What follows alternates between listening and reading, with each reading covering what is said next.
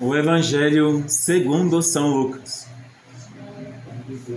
Naquele tempo, tomou Jesus à parte os 12 e disse-lhes: Eis que vamos para Jerusalém, e será cumprido tudo o que está escrito pelos profetas acerca do Filho do Homem, pois será entregue aos gentios, e será escarnecido, e açoitado, e cuspido, e depois de o açoitarem, o matarão, e ressuscitará ao terceiro dia.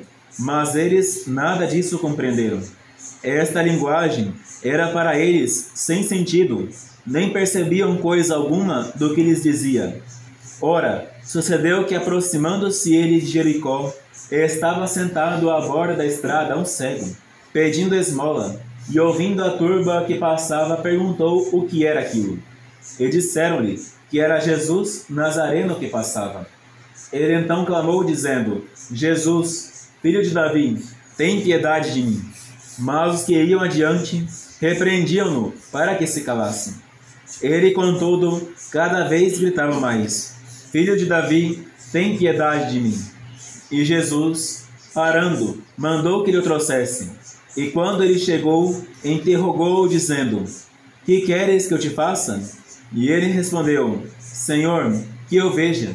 E Jesus disse-lhe: Vê, a tua fé te salvou. E imediatamente viu, e foi o seguindo, glorificando a Deus. E todo o povo, vendo isto, deu louvor a Deus. Ave Maria, cheia de graça, o Senhor é convosco. Bendita sois vós entre as mulheres, e bendito é o fruto de vosso ventre, Jesus. Santa Maria, Mãe de Deus, rogai por nós, pecadores, agora e na hora de nossa morte. Amém. Louvado seja nosso Senhor Jesus Cristo. Para sempre seja louvado nossa Mãe Maria Santíssima. Em nome do Padre, do Filho e do Espírito Santo. Amém. Podem sentar-se. Hoje, nós estamos no domingo, chamado Domingo da Quinquagésima. Estes 3 domingos que precedem a Quaresma, Septuagésima, Sexagésima e Quinquagésima, eles são 3 domingos que preparam nossos corações para a penitência. Não uma penitência vã, mas a verdadeira penitência. E qual é a verdadeira penitência? O domingo da Quinquagésima. Este domingo hoje nos alerta sobre isto, nos dando para a leitura a carta de São Paulo apóstolo aos Coríntios, onde ele trata tão arduamente sobre a caridade. O grande panegírico, a grande ilustração de nosso caríssimo apóstolo, São Paulo, sobre a caridade. A caridade é paciente, é benigna, não é invejosa, não causa rancor. A caridade verdadeira, ou seja, o ápice, aquele dom perfeito que todo cristão deve procurar, é o bem supremo e que carrega consigo todas as virtudes. A verdadeira penitência está aí, em termos das virtudes. E só teremos todas as virtudes em plenitude com a caridade. Mas o que é a caridade?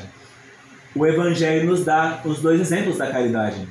O primeiro, falarei por último, e o segundo tomarei agora. O segundo é aquele desejo do cego que estava à beira da estrada, de ver não as coisas terrenas, mas de ver a Deus.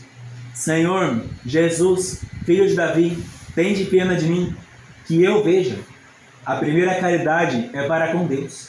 Nós devemos amar a Deus sem nenhuma medida. Devemos amar a Deus com todo o nosso corpo, toda a nossa alma, todo o nosso entendimento, todo o nosso espírito. E ao nosso próximo, como a nós mesmos. Devemos buscar amar a Deus sem medida nenhuma, fazer tudo para agradar a Deus. Bem-aventurado aquele que faz tudo para conseguir agradar a divina majestade, para agradar a bem-aventurada eternidade, para conquistar o paraíso. Aquele que faz isso, ele consegue praticar tudo, porque está buscando aquilo que é eterno e não que é passageiro.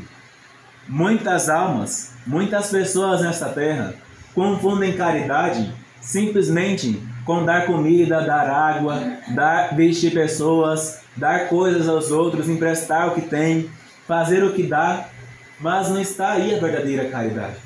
A verdadeira caridade está em amar a Deus.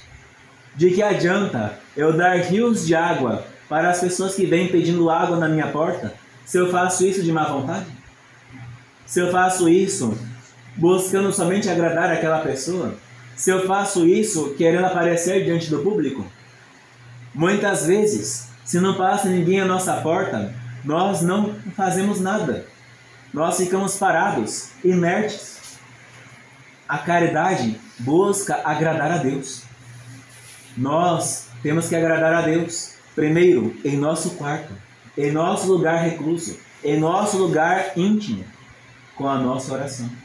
Muitas almas existem, mesmo entre fiéis cristãos, que deixam de rezar, deixam de falar com Deus, ou se rezam, ou fazem de má vontade, ou fazem da boca para fora, ou fazem sem entendimento de que está conversando com alguém. Acaso esquecemos o que disse o próprio nosso Senhor no Evangelho? Quando quiseres falar com Deus, vá ao teu quarto, fecha a porta e ali, no lugar escondido, fala ao Deus que está escondido. E o Deus que está escondido te dará recompensa. Nós esquecemos que quando estamos orando, estamos falando com alguém e estamos falando com Deus. A nossa oração não pode ser mecânica. Não podemos, é claro, deixar de rezar. Mas de que adianta repetir 1000 Ave-Marias pensando no almoço, na janta, no trabalho? Temos que rezar pensando em quem estamos conversando. Pensando que Deus está conosco. Muito grande exemplo nos fazia disso São João Maria Batista Vianney e São Bernardo de Claraval. Cada vez que estes dois santos iam entrar na igreja, eles, com muita piedade, paramentados, com as portas da igreja, diziam para si mesmos: preocupações, problemas, coisas pessoais, para fora. Daqui para dentro, eu estarei a conversar com meu Deus. Não quero nenhuma de vocês me interrompendo. Quantos de nós fazemos isso? Tanto grande exemplo nos deu São João Maria Vianney, que um dia seu quarto pegou fogo. Ele estava no meio da missa. O sacristão saiu correndo. Padre Maria Vianney, o quarto está pegando fogo. E São João Maria Vianney não estava nem aí, continuou a Santa Missa. O sacristão, então, apavorado, pensando que o padre não estava nem aí mesmo, pegou um balde d'água e saiu correndo para o quarto do padre. Quando ali chegou, que abriu a porta, o fogo já estava apagado e as coisas estavam no lugar. Muitas vezes, o demônio quer nos tirar a atenção da oração. E por isso, nos lembra do sapato que está sem engraxar, que nós não lembrávamos há muito tempo. A atenção nossa, na hora de nossa oração, é para com aquele com quem estamos conversando. Santa Teresa dizia: a oração é um trato de amizade com aquele que sabemos que nos ama. E aí vem o segundo passo. Depois que saímos do nosso quarto, o nosso forno interior, a nossa alma não pode apagar o fogo. Se nós saímos do nosso quarto e começamos então a conversar coisas frívolas, começamos então a trabalhar sem atenção no que estamos fazendo, começamos então a fazer as coisas, é como se fosse um forno, que nós estamos assando alguma coisa, mas deixamos a porta aberta. O que acontece? O bolo vai assar, o pão vai assar? Não vai. Vai ficar cru, porque o forno aberto, o calor vai embora. Nós temos que trabalhar o nosso dia, trabalhar as nossas horas, viver os nossos momentos, conversar com o nosso próximo, como se Deus ainda estivesse ali, porque de fato está. Cada uma das mínimas ações que vamos fazer no nosso dia tem que ser feitas por Cristo, com Cristo, em Cristo e para Cristo. Cada uma delas, vivendo elas como se Deus estivesse ali. De fato, nós temos que fazer isso tudo em Deus. Se trabalhamos, trabalhemos com Deus. Eu sou barbeiro, como é que eu faço para trabalhar com Deus? Corte os cabelos das pessoas como se fosse cortar os cabelos do próprio Cristo, para agradar a Cristo. Mas eu sou contador. Então faça a contabilidade como se estivesse cuidando dos tesouros do céu. Mas eu sou agricultor. Então plante os campos, não para alimentar o ventre, mas para guardar nos celeiros da eternidade. Santa Teresinha nos dá um exemplo disso. Quando varria o claustro, ela falava que estava juntando diamantes para a eternidade. Tudo o que fazemos, devemos fazer com a atenção de Deus. Guardar os tesouros de Deus em todos os momentos. A caridade não se resume ao nosso quarto. Ela está em todos os lugares. Porque Deus está em todos os lugares. Deus não está somente no nosso quarto ou na igreja.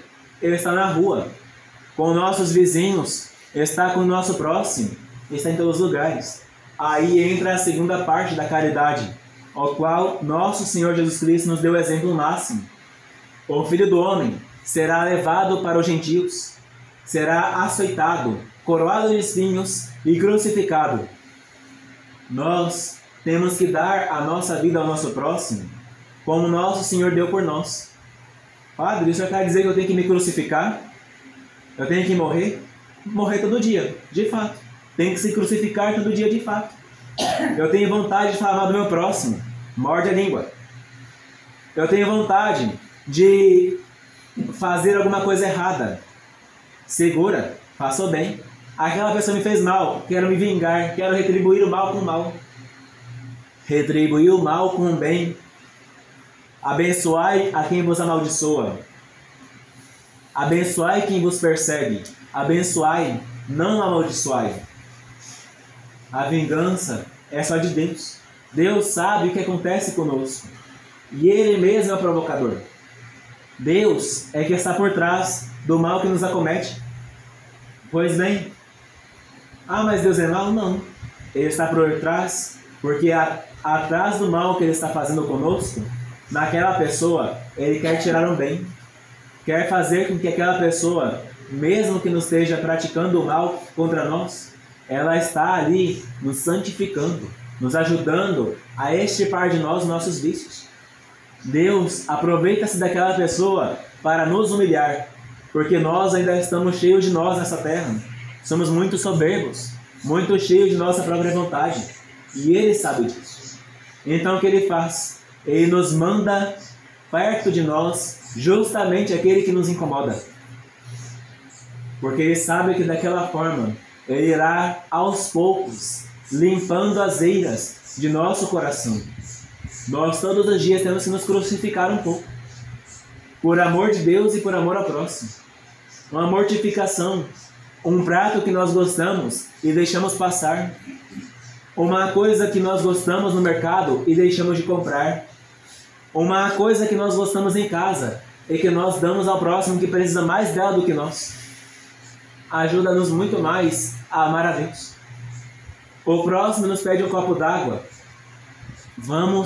O trabalho de sair do portão até dentro de casa para encher o copo d'água e levar de novo é um trabalho que se faz por Deus. O próximo pede um prato de comida. O trabalho que se tem de fazer a comida para comer e desprezar aquela comida que você fez para si e dar ao próximo, ela nos faz um pouco mais próximos para isso, porque nós fazemos aquilo para Jesus Cristo. Porque eu tive fome e me deste de comer, dirá nosso Senhor no último dia. Aquela roupa que nós gostamos está um pouco velhinha, porque afinal de contas é porque nós usamos e nós gostamos dela, mas nosso próximo está sem. Nós tirarmos do nosso guarda-roupa e entregarmos para o próximo antes que ela estrague conosco é um ato de caridade, não para com o próximo em si, mas para com Jesus Cristo que habita no próximo. Cada ato que nós fazemos aqui, nós temos que lembrar, não fazemos para nós mesmos, não fazemos para o próximo em si mesmo, fazemos para o Deus. O Deus que está nos céus, o Deus que está oculto, e o nosso Deus que vê o que está oculto, nos dará recompensa. Aproveitemos o exemplo dos santos. E mais, hoje eu posso dar-vos um exemplo. Santa Margarida Maria Alacoque. Esta santa, ela teve a grande graça de ver o Sagrado Coração de Jesus. Era muito doentia. Muitas vezes estava a passar mal. E por causa disso, ela às vezes não conseguia fazer muitas coisas grandiosas. No entanto, para ajudar suas irmãs, nunca desprezava de varrer o claustro quando era necessário. Ajudava a limpar as celas das irmãs quando lhe era permitido, apesar de ser corista e esse trabalho ser das conversas. Muitas vezes Santa Margarida Maria Alacoque com toda a sua eminente santidade, fazia o possível para estar próximo de outras pessoas, julgando-se a última de todas. E aqui vem o exemplo de hoje. Santa Margarida Maria, sempre um pouco adoentada, quando chegava a época de Quaresma, chegava a hora da refeição principal do dia. As irmãs comiam 2 vezes por dia, uma refeição principal e uma pequena consoada, uma ceia pequena, na ordem da visitação. Santa Margarida Maria, com todo esmero, chegava alguém pedindo alguma coisa à porta do convento, ela pegava o prato que era reservado a ela, embrulhava e entregava na roda para a pessoa, e mandava a pessoa ir comer. Ela ficava sem a refeição principal do dia, e ficava somente com a consoada. Mas ela fazia aquilo por causa que aquela pessoa que vinha pedir a esmola era o próprio Jesus Cristo. E assim ela enxergava. Se nós, nesta Quaresma, pudermos fazer alguma coisa, desprendermos de alguma coisa em favor de nosso próximo, façamos, lembrando que é o próprio Deus que estamos fazendo. Ave Maria Puríssima. Sem pecado concebida. Ave Maria, cheia de graça, o Senhor é convosco. Bendita sois vós entre as mulheres, e bendito é o fruto de vosso ventre, Jesus. Santa Maria, Mãe de Deus, rogai por nós, pecadores, agora e na hora de nossa morte. Amém. Em nome do Padre, do Filho e do Espírito Santo. Amém.